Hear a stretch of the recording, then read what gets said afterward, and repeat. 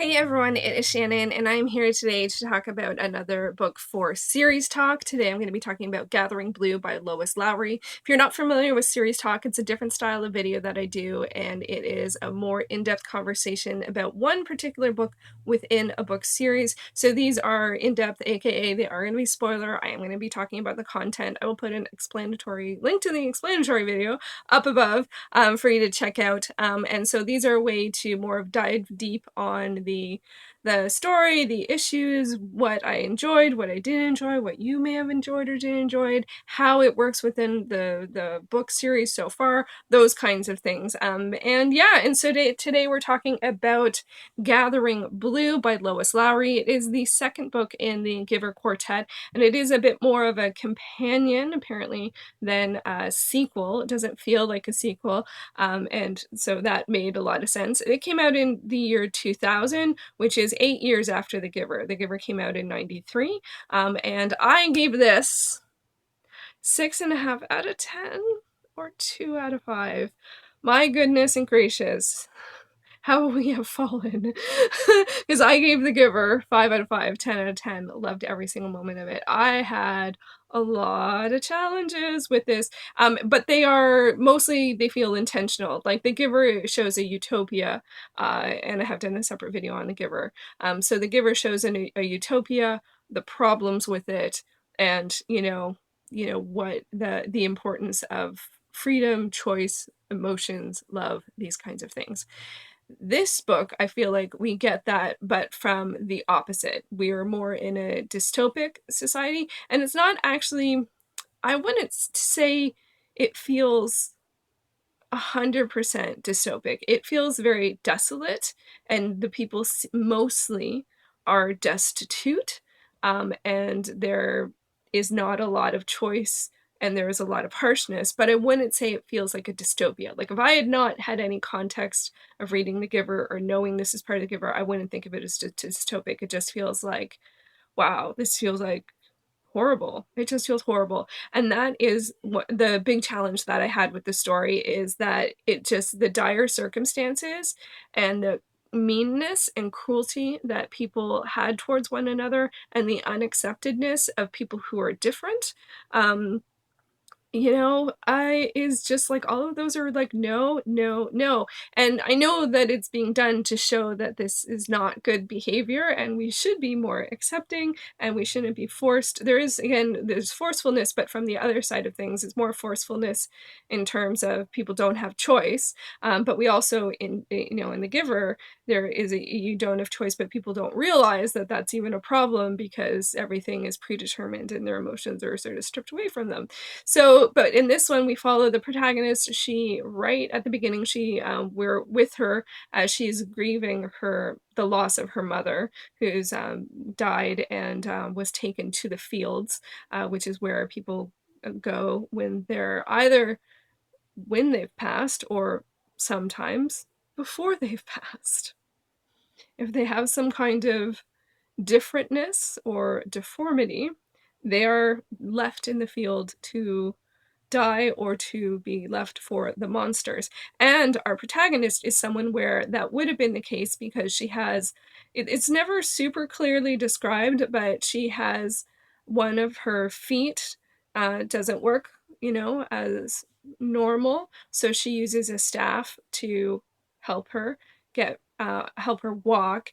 And normally, if this was normally, generally, if that was the case with someone, they would leave them with a baby, they would leave it in the fields. But because her father had some prominence among people, he was able to fight for her to stay. But she never knew her father. I don't think. He ended up getting killed on a hunt before she knew him. So she grew up with her mother. But they won like a ruling, basically, for her to not be left for dead just because she was different. So yeah, so this is, and that's just the tip of the iceberg, like so that's a challenge, let's just leave people to die. kids that are called tykes. They, one of the things that the mean person wants to do is she wants her house, this woman's house, because she's not useful to society. So she wants to claim that woman's land so that she can build a pen for the tykes and just put them in the pen with the chickens. Yeah, so like, and that doesn't even get to the point where women are not allowed to learn how to read. So there's that. And all of the people in the ruling body are men. And there were some very slight religious undertones in this one. Very slight. Like they just mentioned, and I'm sure it'll come up in the other books, but there was, what did they call it, like a figure of significance or something, or and it's a cross. She describes it and it's a cross, and people like bow to it, but nobody knows what the significance of the thing is, but it's treated as something important. So anyway, but the protagonist, her life changes because the woman wants her land, and her life ends up changing because it goes to a ruling, and and when things become revealed, she ends up having a different living situation, which I actually found to be quite a red flag, because they go through this whole ruling situation, and one of the things is her mother was someone who worked in the weaving houses and did loom work and material work, and the protagonist does as well. She has a particular affinity with color, which is something I also took issue with, which I'll get to in a sec. But yeah, so she couldn't contribute to society, but she helped a little bit. And I'm like, I don't understand, if someone was at a loom, well, I guess you do use foot pedals, but like, she has a problem with her foot. Why is she someone who's collecting scraps as opposed to someone who's working with threads and dyeing and, doing something where she can sit down? Like, it was just so upsetting to me. Like, and I get that they're saying this because they're saying this behavior is wrong, but still, it was a lot to sit with through the whole 180 pages or so of this just hate towards her for other people. But then there is the ruling council decides, actually in favor of the other woman getting her land, but they give her a place to stay in this sort of council house. And because they know of her affinity with using materials and colors, and they need someone to do this, to work on a robe that is significant to the entire society. There's a once a year annual tradition of a singer coming out, and the singer wears a robe and holds a staff, and the staff and the robe tell the story of their history, of this village or wherever, their people's history, and it's done once a year. And I found like there were some things about this that I found a little confusing. Like, she doesn't seem to remember the story super well, but it's like the one event every year that everyone goes to. She never has seen the person. Now, this could be because she couldn't, people didn't care about her very outside her family, so they were pretty mean to her, so they wouldn't let her sit in front or have an unobstructed view or any of that. But it seems weird, like, if you have to go to one event, if there's only one social event in your community every year, and you have attended it for she's probably, I would guess, 16, I imagine you would know the story really well. I imagine you would know it really well, but it seems to be not the case.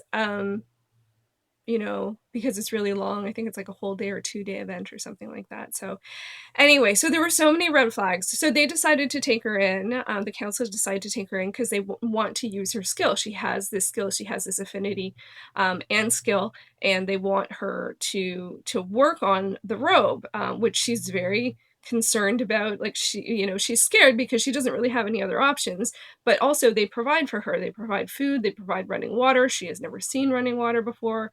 She has to be shown how to use the facilities and that stuff.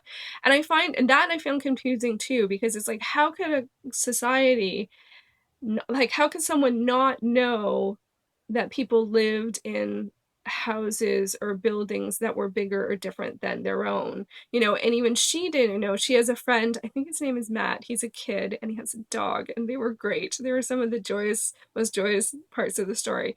But he's a real rough and tumble guy, and he lives in an even worse situation than she does, because she goes to visit him, and like, they have almost nothing, like pretty much nothing. Like, she gives someone the piece of leather that like holds her hair together, that's just like cord, as barter. Like, that's like, it's so, but she didn't know. She knew that, he didn't like wash, and like, he didn't want to wash, and she knew that he was always looking for food and that he was very crafty, but she didn't know how much worse off he was. And I found it confusing again that there seems to be no, like, how, like, the people that are on the council, like, they seem to be like, did she never see them? Do they never see people in different situations in the society? It just feels confusing that some people would have running water and some people would have no water, and why wouldn't they help each other? But everyone is mean to her. Everyone is mean to her,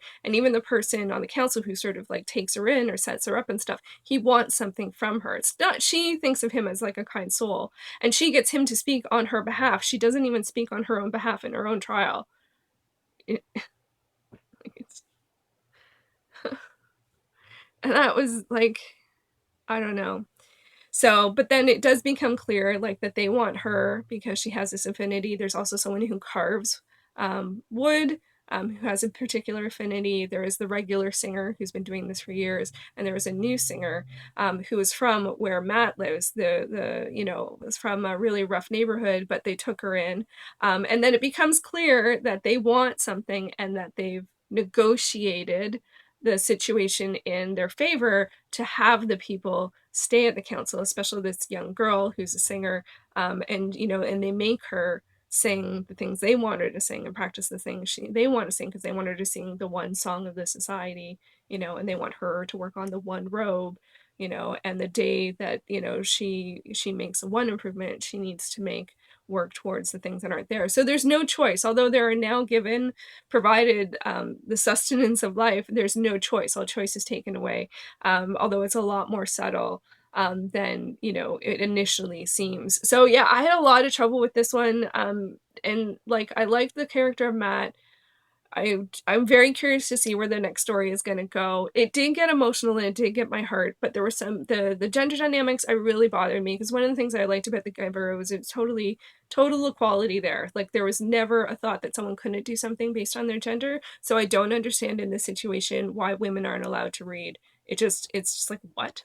Why? Like, and it seemed, I don't think anyone she grew up with, it didn't seem like anyone was allowed to read, and everyone was so mean to her, and they just looked down on her, and they just, like, it was just vitriol at her, and that she couldn't contribute and she wasn't worthy and no one would marry her and she couldn't have kids because no one would marry her, and that she's not giving to the community. It's just like, oh my gosh, stop, just stop.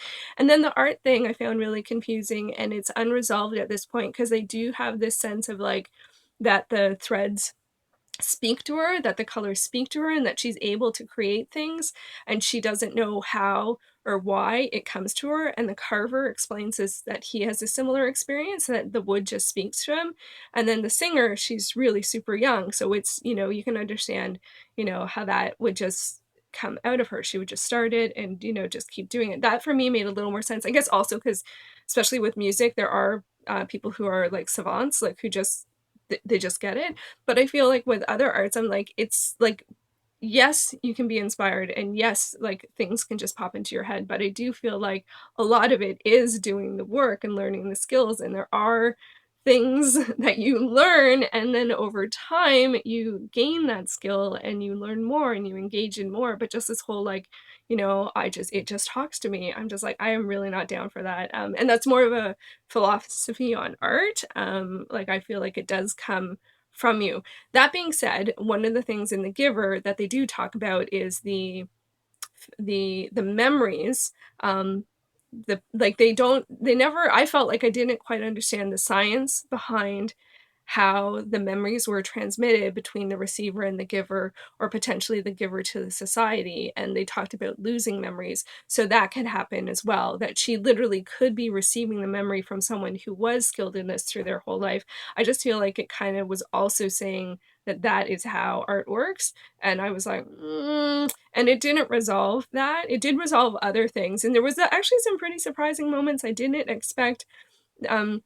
Matt went and got blue for her, and it was quite a surprise what he came back with. And there was some really shocking stuff towards the end, like the whole singer being chained, and painfully chained, so that you could tell he actually couldn't leave.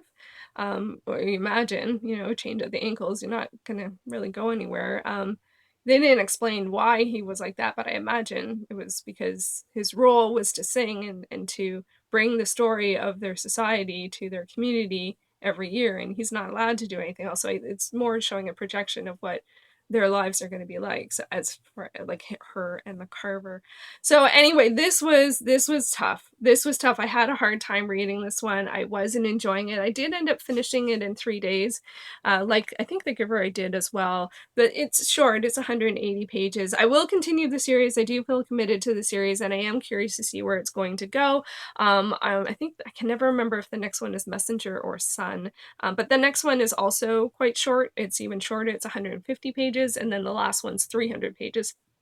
So I'm really curious as to see how these are going to all work together, but I did not enjoy reading this. I had a lot of, having all of that cruelty and inequality was really, really hard for me. And then adding in the sort of potential commentary on how art comes to people, I was just like, what?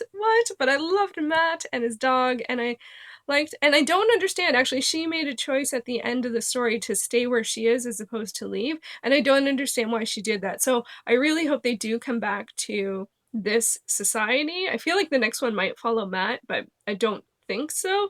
But I hope that they let us know what happened with her society, because there was some hope, but it was very subtle in terms of that elsewhere people were living in acceptance, and that gave her an opportunity to leave. But it sounds like she wants to stay and potentially, hopefully, make a difference and change people's minds, and I hope so. She does have quite strong resolve, and although they do talk about how her pain gives her strength, and that's also very complicated.